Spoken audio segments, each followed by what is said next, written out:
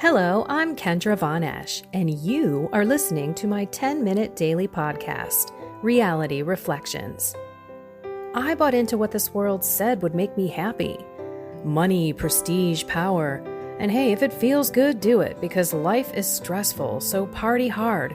Do whatever makes you happy.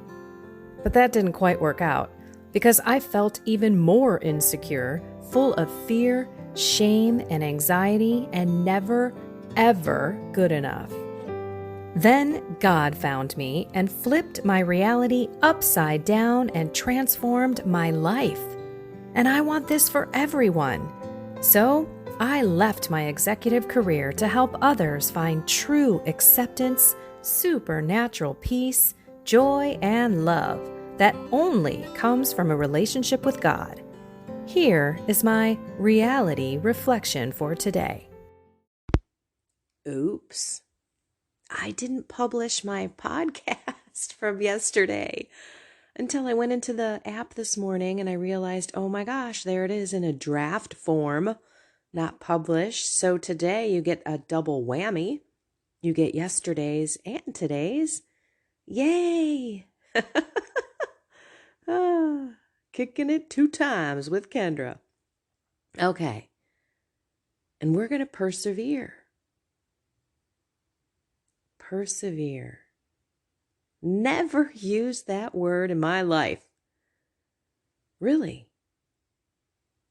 Until I saw it so many times and heard it so many times from others on this spiritual walk and in the Bible. So some of you may be out there wanting to give up. Don't have that motivation, just have that funk going on, that life isn't going to get better, that I'm in such a situation. Sometimes we can find this pity city that we don't just stop in for a break, but we park. We put the car in park, we turn it off, and we sit and we stew. So I want to talk about perseverance, specifically the definition, because again, I don't know how many of us actually use that word in our regular day talk. So let's see. The essential meaning of persevere, according to Merriam-Webster's dictionary, is to continue to do something or trying to do something, even though it is difficult. She persevered in her studies and graduated near the top of her class. Even though she was tired, she persevered and finished the race. Another one, to persist in a state, enterprise, or undertaking in spite of counter influences, opposition, or discouragement. Wow. Why am I harping on persistence here? Well, because in the Alleluia today, Luke 8:15, blessed are they who have kept the word with a generous heart and yield a harvest through perseverance. Blessed are they who have kept the word with a generous heart and yield a harvest through perseverance. Okay, but I just want to talk specifically about that word. When stuff is being thrown at you left and right, and you are doing your best to continue down a path, your spiritual walk, a relationship, a marriage, illness, job issues, starting a new business, starting something new. When difficult times face us, sometimes we have that desire to just give up. This isn't worth the fight.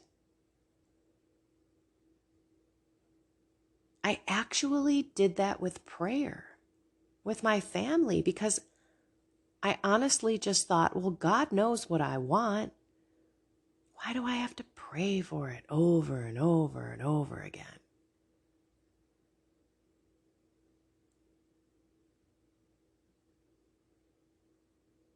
Because it is about showing God our constant faith.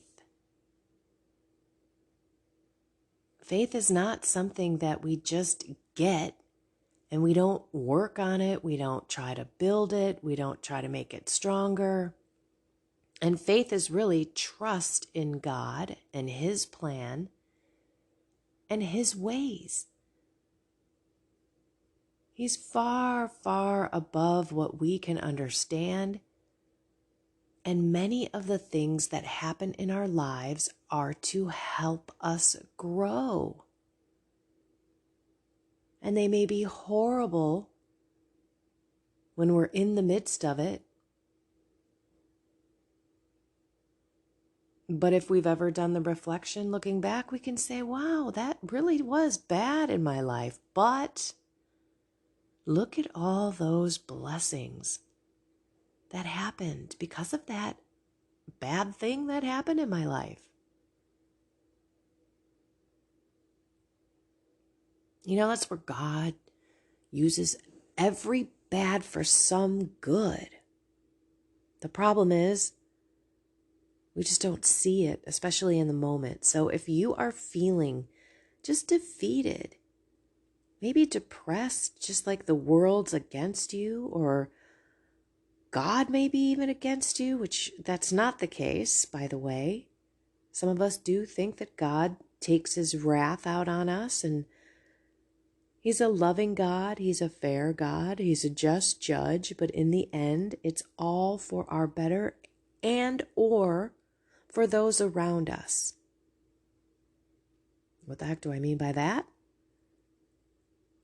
Well, let's say you're the one who's sick. I just heard from a man that I've met on Facebook, never met in person, haven't heard from him in a long time, a couple of years. Just reached out and said, I've been diagnosed with some illness. And I'm like, oh my goodness. That's real personal. That's hitting home. And when I say the good for other people in that situation, maybe that's how you react to an illness, and others around you can say, oh my gosh, I cannot believe that they are not freaking out and their world isn't crumbling down around them. Why are they so cool with this? And that's when you, as the they, can say, well, it's God's will. I know that this life is fleeting. And if I keep living the way that I live and trusting in Him, doing His will, loving others and myself, I pray that I will receive those beautiful promises that Jesus told me, which is this eternal bliss. And then offering up the illness and the pain as sacrifices. That's what perseverance is. I know another guy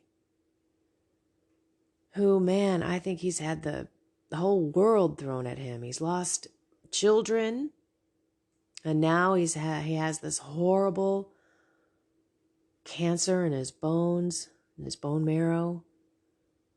But yet every day gets out there on Facebook, takes a picture of himself at 5 a.m. praying, giving it to God. The faith that this man has is enough to inspire. His little faith can inspire the whole world the way he approaches it. And that is perseverance. That is trusting God's plan and being as joyful as possible, even through the pain. And opening those beautiful pathways with God where He can give you those blessings and that grace to help ease that pain and make it, able to be filled with joy and peace. You might be sitting here looking at the world. Enough of this. I do have to ask, are you praying? I'm guilty of this. I don't always pray for the world or for God to help fix the world. I do a lot of praying for myself, And sometimes it does mean, Lord, please fix the world because I can't take it anymore. People in my life don't even know what's going on out there. I need you, Lord, because sometimes I cannot be that person to open their eyes. So I need you to be the great awakener. Persistence, persistence, persistence. So what can we do today to persist on our journey of faith in God, trust in His plan? What can we do to be joyful in the circumstances that we're in and peaceful? I guarantee you that's not going to happen if you aren't sitting in prayer with God and allowing Him every day, asking Him in. Lord, please come into my life, into my heart. Purify it, change it.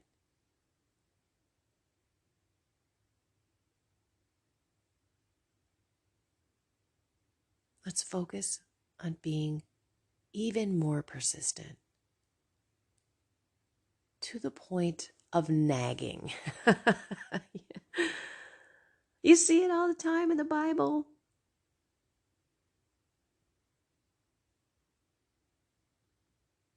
God knows our heart, but He also wants us to ask Him with confidence, with no doubt, like a child, expecting that our loving Father will give it to us. Remember, it's a process. We need patience, but we need to be persistent. The 3 P's. All right, everyone. I'm so sorry about not publishing the podcast from yesterday. It's a good one. So listen to yesterday's as well as today's, and I pray that you guys are truly peaceful, truly joyful, and that this has allowed God into your soul and your spirit is more positive, more excited about the day, more upbeat. Because all we've got to do is give it to God and let it go. The more you do it, I promise, you will feel that release of that anxiety and worry, fear. Don't give up. Persevere. You never will regret it, no matter what you're doing. Even if it's a new thing or an old thing that you're just like, I'm just kind of not going to do this anymore. Well, if it's been working for you, keep persevering. Alrighty, everyone. I love you all so, so much. So grateful to spend this time with you. Find something more with God. Run to Him every moment. Have a blessed and inspired day.